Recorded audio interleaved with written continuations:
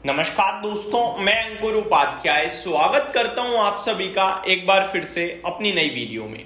दोस्तों, आज भारतीय बाजार में काफी तेज गिरावट देखने को मिली है और गिरावट के बाद अब थोड़ा रिलीफ भी आ रहा है। अच्छी बात यह है कि लेवल्स को बाजार पूरी तरीके से रिस्पेक्ट कर रहा है। मैंने प्रीवियस वीडियो में आप सभी के साथ कहा था कि ये जो गिरावट है शायद भारत पाकिस्तान जो टेंशन इस समय डेवलप हो रही है इसकी वजह से है। और कल रात ही मैंने एक वीडियो बनाई थी जिसमें मैंने कहा था कि हो सकता है इसकी वजह से एक बड़ी और शार्प करेक्शन आए, बट वो बहुत ही छोटे समय के लिए होगी। पैनिक होगा लेकिन आपको डरना नहीं है, क्योंकि वहां ऐसा नहीं है कि कुछ ऐसा हो जाएगा भारत के लिए कि बहुत दिक्कतें खड़ी कर देगा भारत के लिए। पाकिस्तान कुछ भी नहीं कर पाएगा। तो वो एक सीवियर डिप आएगा क्योंकि ये टेंशन का माहौल बनेगा और उसके बाद रिकवरी आ जाएगी आपके लिए।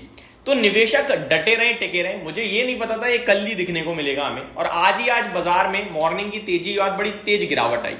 उस गिरावट के बाद मैंने आपके साथ शेयर किए कुछ लेवल्स, जहां पे मैंने पहले 24,200 बोला था कि उसके नीचे वीक हो चुके हैं हम। 24,000 के नीचे थोड़ा और वीक होंगे। 23,800 के नीचे शॉर्ट टर्म के लिए दिक्कत खड़ी हो जाएगी।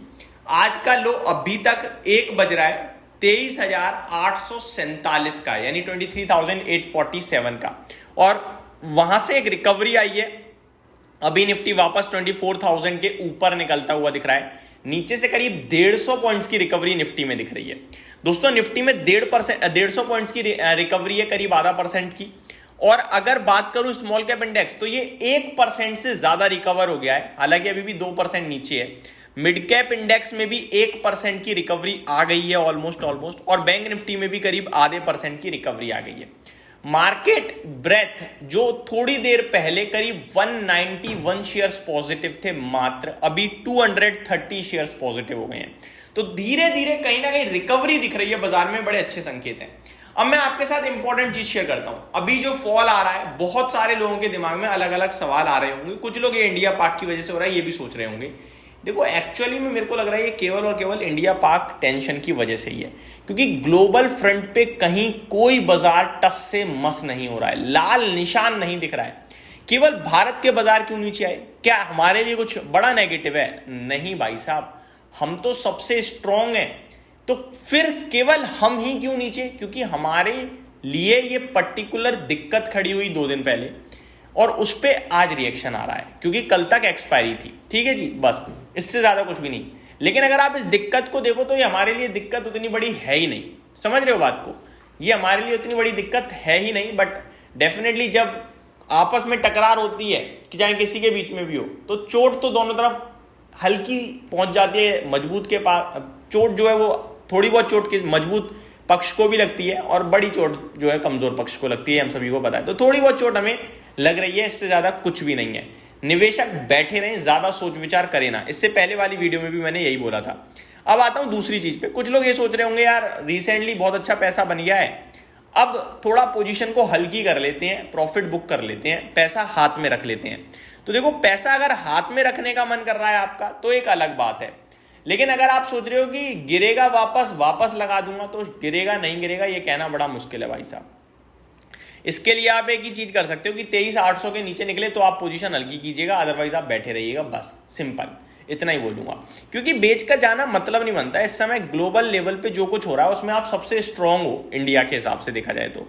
HSBC का मैंने आपके साथ कल या परसों डेटा भी शेयर किया था, मैन्युफैक्चरिंग और सर्विस डेटा दोनों बेहतरीन आया भारत का। इन्फ्लेशन कंट्रोल में दिख रहा है, कच्चा तेल हमारे लिए फेवरेबल है, गोल्ड के दाम तो रॉकेट हो ही रहे हैं, हालांकि उससे कुछ फर्क नहीं पड़ता। बट डॉलर कंटिन्यू लगातार टूट ही रहा है, हमारा रुपया मजबूत हो रहा है। इतनी सब कुछ अच्छी चीजें होने के बावजूद अगर आप इंडियन इकोनॉमी पे शक कर रहे हो तो आई थिंक वो दिक्कत का विषय है आपके लिए। ओवरऑल मेरा मानना है कि आज की गिरावट से ज्यादा घबराएं या परेशान ना हो। और अगर क्लोजिंग बेसिस पे हम अभी तो 24,000 के ऊपर आ गए हैं, अगर क्लोजिंग बेसिस पे 24,200 के ऊपर आ गए तो ये मान लो कि एक ही दिन की इंडिया पाकिस्तान की टेंशन भारत ने लेनी थी शेयर बाजार के रूप में, वो ले ली और वापस ऊपर भी चल दिए। क्या बिगाड़ा? कुछ भी नहीं बिगाड़ा, 2 घंटे दर्द दे दिया, इससे ज्यादा कुछ भी नहीं। तो बस मैं यही कहूंगा, निश्चिंत होकर बैठें, ज्यादा टेंशन ना लें। ये जो गिरावट, ये जो डिप है, ये कुछ क्षणों की, कुछ पल की है, इससे ज्यादा कुछ भी नहीं है। और मेरा हमेशा से मानना रहा है कि पैनिक सिचुएशन में कभी भी सेलिंग करें ही ना। आज पैनिक टाइप सिचुएशन क्रिएट हुई, स्मॉल कैप 3-3.5% टूट रहा है जब, तो पैनिक ही तो है।